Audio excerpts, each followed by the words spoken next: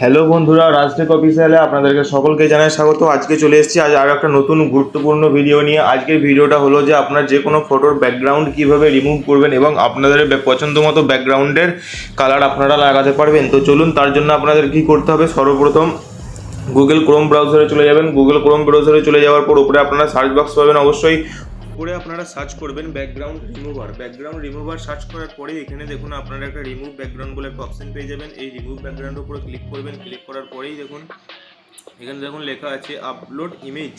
তো এখান থেকে সরাসরি আপনারা গ্যালারিটা শো করবে। এখান থেকে সরাসরি আপনারা যে ইমেজটিকে আপলোড দিয়ে দেবেন। এখান থেকে আমি আপলোড দিয়ে দিয়েছি। তো দেখুন যে ফটোটিকে আপনারা করতে চাইবেন, ব্যাকগ্রাউন্ড রিমুভ করতে চাইবেন, সেটা এখানে আপলোড দিয়ে দিয়েছি আমি সরাসরি। তো দেখুন আমার এখান থেকে ব্যাকগ্রাউন্ডটা দেখুন কত সুন্দরভাবে খুব সহজেই এক নিমেষের মধ্যে রিমুভ হয়ে গেল।